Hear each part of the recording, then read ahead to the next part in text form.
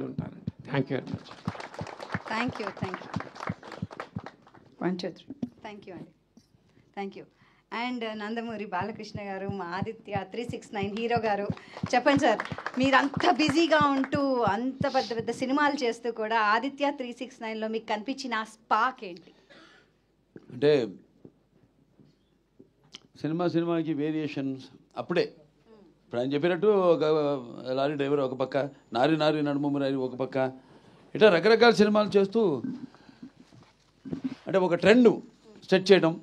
అంటే ఫస్ట్ అసలు చలనచిత్ర పరిశ్రమలో, ఈ భారత చలనచిత్ర పరిశ్రమలో ఒక కమర్షియల్ ట్రెండ్ సెట్ చేసింది ముందుగా నాకు ధన్యమైన జన్మనిచ్చి నన్ను అందరి గుండెల్లో ఆయన ప్రతిరూపంగా నిలిపిన యుగపురుషుడు. అలాగే విశ్వానికే నటన ఎలా ఉంటుందో చూపించిన నా తండ్రి, నా గురువు, నా దైవం, కారణ జన్ముడైన నందమూరి తారక రామారావు గారు. ఆయన నాకు ఇన్స్పిరేషన్ అండి. ఎందుకంటే ఇటువంటి వాటిల్లో అప్పుడు ఏదో ఒకటి కొత్తదనం మొదటి నుంచి కూడా ఆయన మంచి పండు వయసులో ఉన్నప్పుడు రాజు పేద డీ గ్లామరైజ్ క్యారెక్టర్ చేయడం, అదే ఇన్స్పిరేషన్తో నేను భైరవ దీపంలో మని కురుపి వేషం చేయడం అంతకంటే ఘోరం అసలు. అందులో అయినా అంత కొంచెం నీట్గా, ఇందులో అయితే అసలు టోటల్గా హంచ్ ప్యాక్, ఒక కన్ను మూతపడిపోయి పళ్ళు బయటకు ఉండి అంటే అట్లా చేయడం ధైర్య సాహసాలు ఇచ్చింది ఆయనే నాకు. అటువంటిప్పుడు ఎప్పుడు కొత్తదనం ప్రజలు కోరుకుంటూ ఉంటారు, డెఫినెట్గా వాళ్ళు ఉంటుంది, కానీ ఏంటన్నదే అది మనం ఎక్స్ప్లోర్ చేయాలి, అది ఇంపార్టెంట్. ఎందుకంటే దానికి ఒక సర్వే అంటే మనం ఒక ఆత్మ పరిశీలన చేసుకోవాలి. ఇంతవరకు చేసింది ఏంటి, ఇంకా ఏం చేయాలి, ఇంకా ఒక అదే యాక్టింగ్ అంటే నేను చెప్తుంటాను, అరవడమో లేకపోతే ఏడవడమో ఒకరిని ఆనందపరచడానికి విసిరే నవ్వు కాదు. యాక్టింగ్ అంటే ఒక పాత్రలోకి, ఆ పాత్రలో యొక్క అనుభవాలు మనకు తెలీదు. ఆత్మలోకి మనం వెళ్ళడం యాక్టింగ్ అంటే.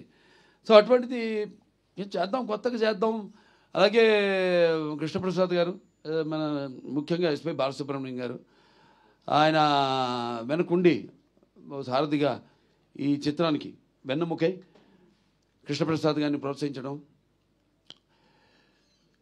నిర్మాత ఎవరన్నది కాదు, మంచి ఆలోచనతో వచ్చిన ఎవరైనా సరే వాడిని మనం ప్రోత్సహించాలి. కొత్తదాన్ని మనం ప్రజలు ఇవ్వాలి. మేము ఎప్పుడు ఒక నిత్యావసర వస్తువులు లాంటి వాళ్ళం, అంటే ఎవ్రీడే ఒక కమోడిటీ. సో అది మనం ఇస్తూ ఉండాలి. మన తెలుగు ప్రజల్లో ఒక ప్రత్యేకత ఏంటంటే ఎప్పుడు కొత్తదాన్ని ఆదరిస్తారు. మొదటి నుంచి చెప్పుకొచ్చాను, నాన్నగారు మంచి పండు వయసులో ఆయన భీష్ముడు పాత్ర వేయడం ఏంటి, అటువంటి ఎన్నెన్నో సాహసాలు చేసి ప్రజల మన్నలను పొందారు ఆయన. అంటే ఆయన ఒక 10-15 సంవత్సరాల ముందు ఆలోచించేవారు. ఆయన ఒక రకంగా నిర్మాతలు కూడా ఏదైనా సినిమాకు యావరేజ్గా దాటితే కూడా ఆయన చెప్పేవారు, సలహా ఇచ్చేవారు, ఏమండి ఈ నెగిటివ్ ఎప్పుడు తాకట్టు పెట్టద్దు మీరు ఎక్కడ కూడా, ఇది ఎప్పటికైనా బంగారు గుడ్లు పెట్టే బాతు, దట్ ఈస్ ఎన్టీఆర్ అనేవారు ఆయన. అంటే ఆయనకు ఒక నిర్మాత బాగుండాలి, రేపు అది ఏంటి ఎవరు నిర్మాత వచ్చినా కూడా. సో అలా ఒక మంచి సినిమా చేస్తున్నాం అన్న ఒక సంతోషం. అలాగే నాన్నగారి సినిమాలు చూస్తూ పెరిగాను. సో నా కొట్టిన పిండి ఈ పాత్రలన్నీ, శ్రీకృష్ణదేవరాయలు అయితేనేమి, నాన్నగారు చేశారు 2 సినిమాలు. ఒకటేమో నాన్నగారు మన కిరణేశ్వరరావు కలిసి తలాన రామకృష్ణ. సో అవన్నీ ఎప్పుడు అవే చూస్తుంటాను, పాత సినిమాలు. అట్లోంచి మళ్ళీ కొత్తదనం వైపు కూడా నేను కూడా 25 సంవత్సరాలు కొన్ని సాహసించి చెప్పేస్తుంటా క్యారెక్టర్. మా డైరెక్టర్లు కూడా వాళ్ళు బాబు చాలా ఇక తొలతిద్దాం ముందు, ఇది లేకపోతే ఎంతో ముందుగా ఆలోచిస్తున్నారు మీరు వద్దని. సో అలా నా ఇన్స్పిరేషను, ఆ ధైర్యంతో మంచి సినిమాని మనం చేయబోతున్నాం. అంటే చాలామంది అప్పటికంటే కూడా ముందు ఆలోచన చేసాం, ముందు జనరేషన్స్ని. Forward thinking. ఎవరు రేపు చూస్తారు, రిలీజ్ అయితే సినిమాని ఎలా ఆదరిస్తారు. ఎందుకంటే ఇప్పుడు నేను ఒక 2 జనరేషన్స్ కనెక్ట్ అయిపోయాను నేను. అది సినిమాల ద్వారా కానివ్వండి, లేకపోతే అన్స్టాపబుల్ ప్రోగ్రామ్ ద్వారా కానివ్వండి, అలా 2 జనరేషన్స్. అంటే నా కొడుకే కాదు, నా మనవాళ్ళతో కూడా నేను కనెక్ట్ అయిపోయాను.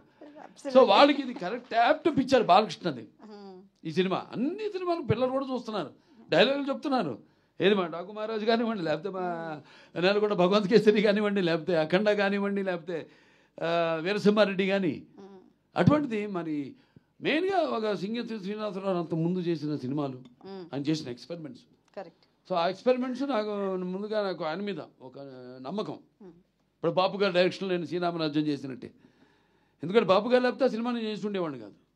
అలాగే ఇప్పుడు సింగంసు శ్రీనివాసరావు ఆయన చేసిన సినిమాలు, రకరకాల సినిమాలు అవన్నీ నెమరేసుకుని బాగుంటుంది, వెరైటీగా ఉంటుంది, చాలా బాగుంటుంది, మంచి సినిమాని మనం ఇవ్వబోతున్నాం.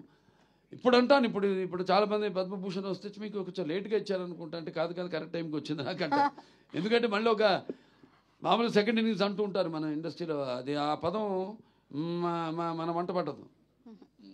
లేదు, సినిమాలు ఇచ్చాం, 3 సార్లు ఎమ్మెల్యేగా గెలిచాం, దాని తర్వాత ఆహా అన్స్టాపబుల్ #1 ప్రోగ్రామ్గా నిలిచింది మన దేశంలోనే. మరి క్యాన్సర్ హాస్పిటల్ ద్వారా క్యాన్సర్ రోగులకు మనం సేవలు అందించడం, ఇవన్నీ కూడా చూసుకుంటే అప్పుడు నేను క్యాన్సర్ హాస్పిటల్ చైర్మన్ కాదు ఒకవేళ ఇదివరకు ఏదైనా ఇటువంటిది ఇచ్చుంటే సో రేపు అంతే. ఇప్పుడు ఇందాక అన్నారు మాటల్లో కాకతాళీయమో యాదృచ్ఛికమోనని. సో అలా సినిమా కూడా ఇప్పుడు జనరేషన్ ఇప్పుడు రేపు చూస్తారు జనం ఎలా దీనికి ఎలా అంటే అందరూ ఆల్ ఏజ్ ఒక ఏజ్ బ్యాడ్. ఇప్పుడు దేనికి, ఎందుకంటే ముఖ్యంగా ఈ సినిమాకి గుండెకాయ శ్రీకృష్ణదేవరాయలు ఆ పాత్రే మెయిన్ కాన్సెప్ట్లో, ఆ పాత్రను ఎన్నుకోవడం. ఇప్పుడు చాలామంది ఈ సినిమాని అంటే ఫ్యూచరిస్టిక్, ఇది ఫస్ట్ సైన్స్ ఫిక్షన్ ఫిలిం అట్లా చాలామంది ట్రై చేశారు. హిందీలో ఒక పిక్చర్ ముహూర్తం కూడా చేశారు సినిమా, ఇటువంటి సినిమా దాన్ని షెల్ఫ్ చేసేసారు, తీయలేదు. అలా తర్వాత వచ్చిన సినిమాలు ఏవి కూడా ఇది మన సినిమా సక్సెస్ అయినట్టు ఏది సక్సెస్ కాదు సినిమా. ఎందుకంటే మనకి జనం అంటే మనకి ఈ శ్రీకృష్ణదేవరాయల పాత్రని అంత అద్భుతంగా అప్పుడు నాన్నగారు కానివ్వండి, అదే నాన్నగారి మీరు ఎంత అందంగా ఉన్నారండి, అసలు ఎంత ముద్దొచ్చేస్తున్నారు అసలు. దాంట్లో అదే తెల్ల రామకృష్ణ కానివ్వండి. Very nice. సో భాష మెయిన్గా పిల్లలకి ఇప్పుడు తింటోంది మేఘతోక మేఘతోక మేఘతోక మేఘతోక మేఘతోక ఇట్లాంటి భాష మీద కూడా ఇప్పుడు ఎలా అంటే మన భాష మీద ఇంట్రెస్ట్ పుట్టిస్తాం, కలిగిస్తాం. అంటే అట్లా అని కాదు నేను చెప్పేది. ఇప్పుడు నేను చెప్పిన సినిమాలు అన్ని డైలాగులు కూడా చిన్న చిన్న పిల్లలు కూడా చెప్తున్నారు. అట్ట కాకుండా బాగా ఇంకా దానికి యాప్ట్గా అంటే నేను అనేది విజువల్స్గా ఒక కాన్సెప్ట్గా కూడా ఇప్పుడు యూత్కి అంటే ఆ తర్వాత నెక్స్ట్ జనరేషన్ ఇది మామూలుగా టీవీలో చూసిన వాళ్ళని కాకుండా, లేకపోతే ఈ ఓటీటీలో చూసిన వాళ్ళని కాకుండా, ఓటీటీ లేదు టీవీలో, అలాగే ఇప్పుడు రేపు పెద్ద సినిమా చూస్తారు April 4th ఎలా ఉంటుందో బ్రహ్మాండంగా ఉంటుంది. అండ్ ఇళయరాజా గారి సంగీతం ఇందులో, అండ్ దీంట్లో చేసిన నటీనటులు ఎంతో మంది ఉన్నారు. ఇన్ఫాక్ట్ ముంబై నుంచి అప్పట్లో అదేంటి అమరేష్ పూరి గారు, టీను ఆనంద్ గారిని తీసుకొచ్చారు. అలాగే ఏదో బాబుమోహన్ గారు ఉన్నారు, దాంట్లో ఇంకా చలపతిరావు గారు ఉన్నారు, భరణి గారు ఉన్నారు, అన్నపూర్ణమ్మ గారు ఉన్నారు, అన్నపూర్ణమ్మ గారు, మోహిని హీరోయిన్. అప్పుడు పుస్తకం తెచ్చుకుని చదువుకుంటుండేది. ఏంటమ్మా పుస్తకం తెచ్చి చదువుకుంటున్నా అంటే ఎగ్జామ్ ఏది ఇప్పుడు 11th మెట్రిక్ అనుకుంటా, +1. అలా తరుణ్ ఉన్నారు, రాశి చిన్న చిన్న పిల్లలు వాళ్ళు. చాలా మంది నటీనటులు అండ్ సంగీతం ఇళయరాజా గారి సంగీతం మాస్టర్ ఇళయరాజా గారు. అలాగే ఈ సెంచరీలు కొట్టి పిక్చర్ ట్రైలర్లు కూడా పెట్టడం ముందు అదే సార్ పాటకి మీరే నిర్వచనం.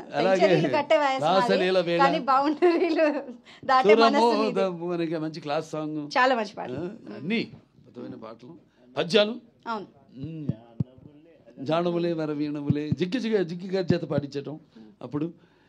అలాగే అయ్యాన్ని పాత సినిమాలు ఆయనే గుర్తుకొస్తూ ఉంటాయి. అంటే నాన్నగారు రాజేశ్వరరావు చేసే రామకృష్ణ అయితేనేమి, మహామంతి తిమ్మరసు, అవన్నీ చూస్తూ పెరిగాం.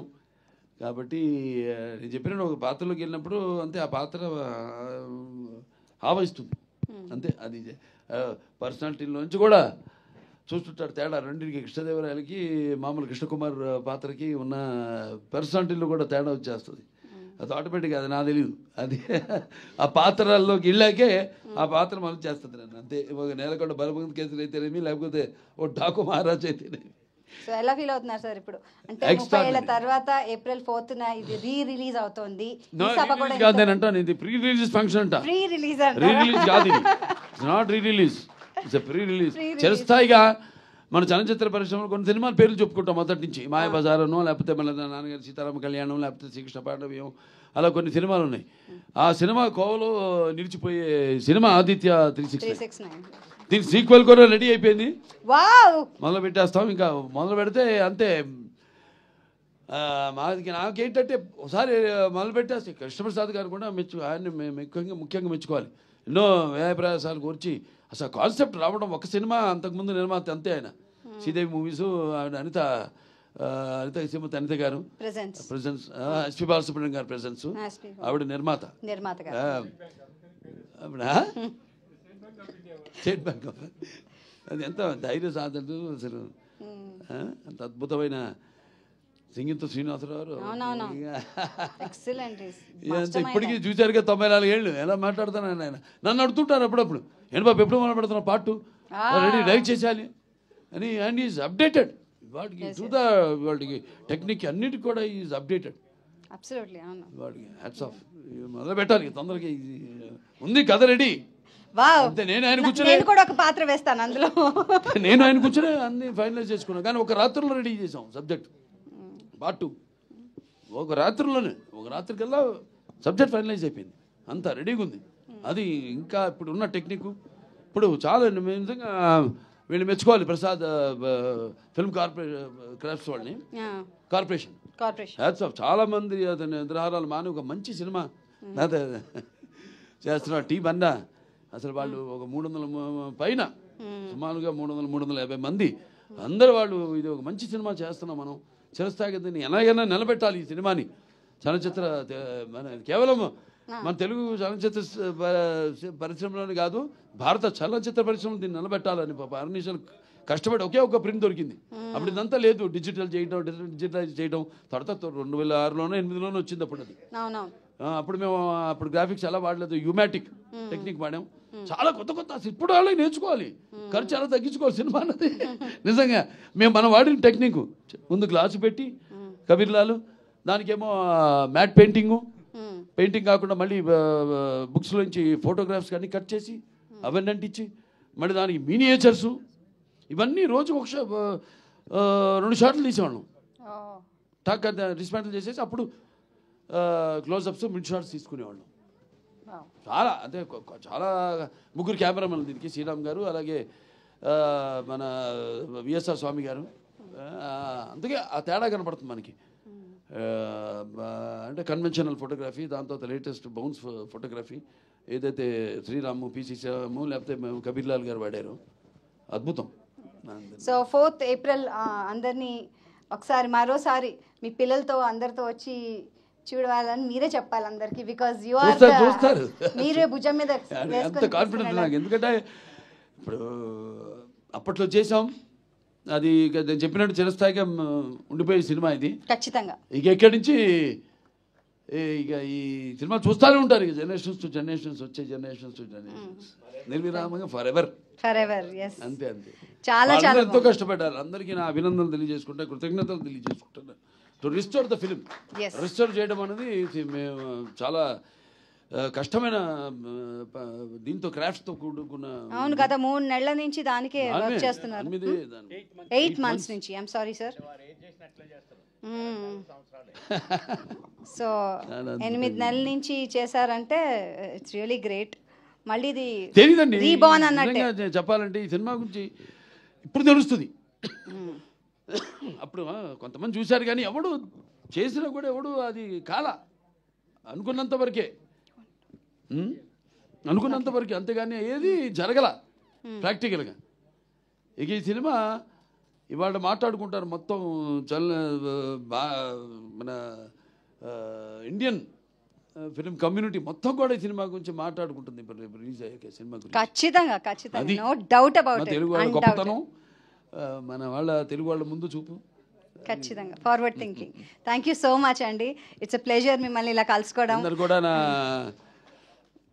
విశ్వావసు సంవత్సరం శుభాకాంక్షలు తెలియజేసుకుంటున్నాను అందరికి. Ugadi thank you so much. అంటే ఉగాది అంటే ఉరకలు వేసే ఉత్సాహం, ఉగాది అంటే ఉప్పెనలో ఉప్పొంగే ఒక కవిత్వం. అలాగే అందరికి కూడా భగవంతుడు అష్టేశ్వర సుఖ సంతోషాలు భోగభాగ్యాలు కీర్తి ప్రతిష్టలు శ్రీ సంపదలు ఆయుర ఆరోగ్యాలు సంపూర్ణ ఆయుష్ నవగ్రహాల అనుకూల్యం ప్రసాదించాలని మనం ప్రార్థిస్తున్నాను. థ్యాంక్ యూ సో మచ్ అండి. అండ్ అనిల్ గారు మాట్లాడుతా అన్నారు. అండ్ ఫస్ట్ ఆఫ్ ఆల్ నాకు ఈ వేదిక ద్వారా ఫస్ట్ కృష్ణప్రసాద్ గారిని అండ్ టీమ్ని